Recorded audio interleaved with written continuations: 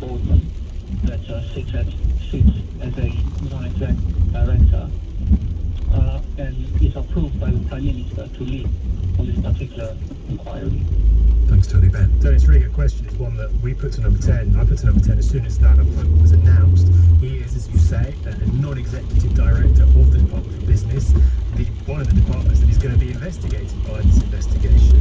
He has, the government says, stepped down from that role while the investigation is carried out. He is a very senior lawyer. The government says that means he's well qualified to carry out this sort of probe. But of course, as you rightly say, it does beg questions as to whether people with, shall we say, affiliations, official attachments, in this case to the government, are carrying out probes into how the government and some government ministers behave. So it will, even though he stepped down temporarily, inevitably lead to questions about whether the government is really here, to some extent, marking its own homework. Thank you, Tony. Here's Chris in Hampshire. Hi, Chris. What do you want to ask? Hi, you guys. Hi there. Big fan of the show and been listening very intently to a lot of this coverage. Basically, I'm trying to understand clearly how is the PM able to mark his own homework on this sort of reach and this review. I'm just trying to get my head around the fact that how can is there in terms of conflict of interest? Well, the short answer to that, Chris, is the Prime Minister doesn't have a boss. The boss is the electorate. He is the boss of other ministers, and that's why typically, if other ministers have been found to have broken or been accused of breaking the ministerial code, that gets referred to their boss, that is the Prime Minister. But clearly, he doesn't have a boss. He is responsible for the conduct of ministers, including himself, and that's why, in that sense, he is ultimately marking his own homework. It is worth saying that investigation by Lord Guide into whether everything was done correctly is just one of three. The other two are, one of them is much more independent. That's being carried out by the Electoral Commission, which of course is completely separate from the government, has the power to fine the Prime Minister, to declare that he broke the law. That is a much more arduous inquiry. The third one is being carried out by Simon Case, who, as the top civil servant, is more independent than the Prime Minister himself when it comes to matters related to the Prime Minister. But of course, given they work very closely, ultimately the Prime Minister is responsible for appointing the Cabinet Secretary. Again, you might say that's not independent enough, but the Electoral Commission probe certainly is. Chris, thank you. Have you got a question about all of this? There is so much going on. Get it into detail with Ben and get it clear in your mind. 0345 6060973. Text 8485 for more questions, more answers, and the COVID report. After the headlines from Tim Humphrey. Boris Johnson has insisted he personally paid for the refurbishment of his Downing Street flat as the Electoral Commission starts an investigation. The Prime Minister was called a major sneeze by the Labour leader during a heated exchange in the House of Commons. Holly Foster standing down as DUP leader and First Minister of Northern Ireland. He says she intends to deplomat the political stage. The UK has bought another 60 million doses of the Pfizer COVID vaccine. The Health Secretary says they'll be used to support the booster programme in the autumn. The weather: rain in the southeast tonight, showers in the north and northeast, but dry and chilly elsewhere, and a low of -1. Think Ferrari at breakfast.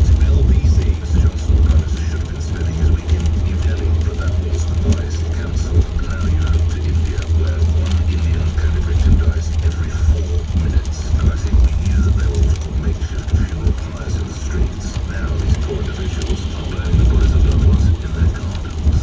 That's how bad it gets. And before you retreat into your shell and say, oh, well, that's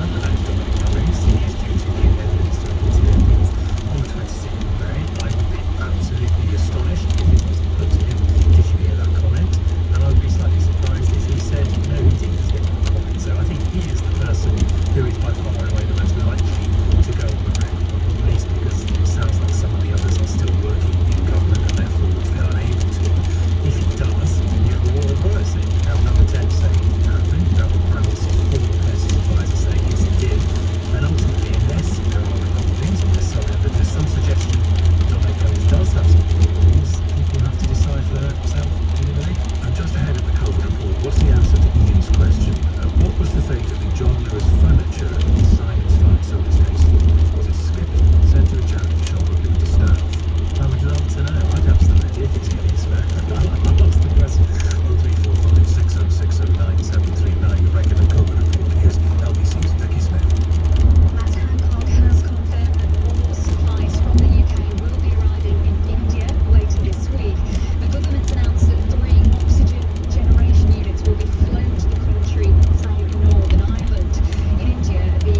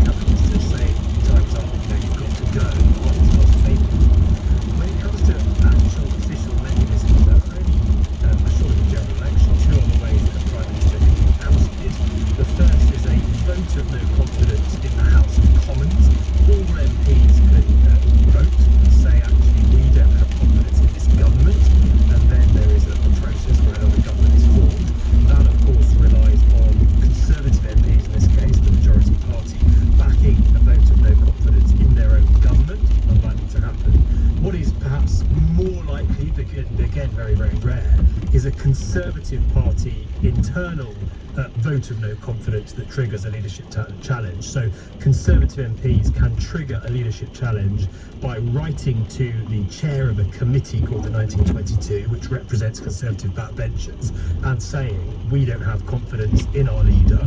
Of course, that leader is also, in this case, the Prime Minister, and they can be removed that way. But that too is pretty unlikely. So the short answer is, unless Boris Johnson decides he wants to resign, there is very little prospect of him being forced to do so, officially at least. How does that strike you, Richard? Well, I mean, obviously Theresa May fell foul of the backbencher rebellion, didn't she, with the triggering of the leadership vote, but that had nothing to do with any question of misleading Parliament. And it's the misleading of Parliament that got me thinking as to whether Parliament has any formal mechanism. So, yeah, thanks. And before you go, Richard, I think I read somewhere today that there's talk of easing the lockdown in Poland. Well, how are things? Yes. I have to say that the rollout of the vaccine program is actually doing very well here. I got my first jab on Saturday and I'm in my mid-50s. So it is progressing. So we're hoping that things will get back to normal relatively quickly. But whether you guys accept them on holiday to Poland in the summer, different matter really. Richard, thank you. Good to hear from you. We have a question for Ben about the various inquiries that are going on surrounding the Conservative Party and the Prime Minister. How they work, who's in charge. 0345 6060 973. Just want to take a moment to reflect on what I talked about in the last few minutes. The Downing Street briefing, which began at 5 o'clock. And Matt Hancock refusing to answer questions about the Electoral Commission's investigation into the funding of Boris Johnson's flat. Here he was responding to questions asked by Laura Kunsberg at the BBC, and the final part, a question asked by Chris Smith at the Times. Thank you very much, Tuesday. If a serving government minister is found to have broken the rules on party funding, or even law, should they resign? Well, thanks very much. I know that the Prime Minister answered lots of questions about this in the House of Commons earlier, and given that this is a coronavirus press conference, you won't be surprised that I'm not going to add to the answers the Prime Minister's already given to very extensive questions. Thanks. On these points, if I can, suspect I might know the answer, follow up Laura's question. Last year, Amanda Milling threatened to abolish the Electoral Commission if it didn't do the job the ministers wanted it to. As it now investigates the Prime Minister and the Conservative Party, is it doing so with that threat still hanging over? So I'll answer the first question and then ask JBT to answer the second question. And I think we'll give the third one a miss. Ben Blaze of the Mirror referred to both of those responses in the final part of his question. Matt Hancock. As Culture Secretary, you championed the right of the free press and the border state to ask difficult questions. Yet this evening you haven't engaged with those questions from Chris or from Laura around Tory sleaze. Now, what's the point of us being able to ask difficult questions if you're not going to engage with them? Thanks. Well, on the last one, the point of the press conference is the incredibly important progress that we're making about coronavirus, which is without doubt the most important thing facing the country. And if you've listened to the answers, I'm sure you have, from Dr. Kanani and Professor Van Tam, you'll have had one of the most illuminating descriptions of where we're up to scientifically, operationally and clinically that is available. And I'm very, very grateful to the incredible capability of the people who support me as a minister. And as I say, it is important that there are questions, and there were endless questions in the House of Commons earlier on some of the issues that you raised, or the senior appointment of Lord Gate earlier. But you've also got to concentrate on the big things that really matter. That's from the briefing a little earlier. And the question related to that for you, Ben. This is from Richard.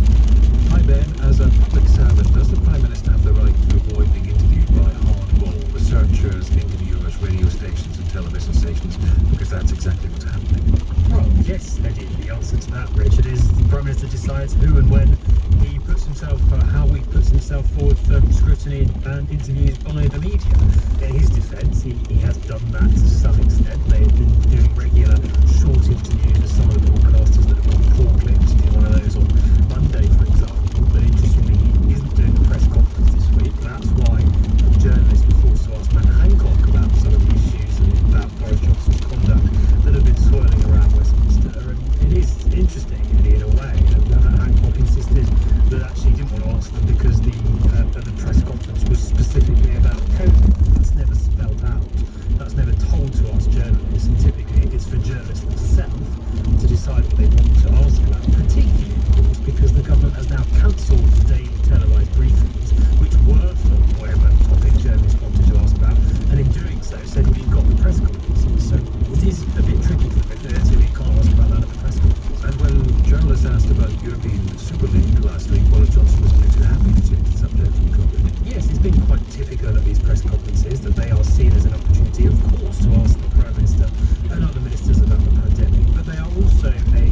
quite a rare in some ways occasion where journalists have a direct power, ability, opportunity to scrutinise government ministers about other issues. Personally, I think that's something that's very important. And just very quickly, Alison says, why doesn't the Prime Minister publish his bills so people will be able to see for themselves? She says, we're all fed up with this. COVID is the thing we want to know about. Well, he doesn't have to publish his bills, but what he does have to publish are the declarations about donations and benefits he receives. That is what the question of this inquiry is really about. The Electoral Commission is asking, were the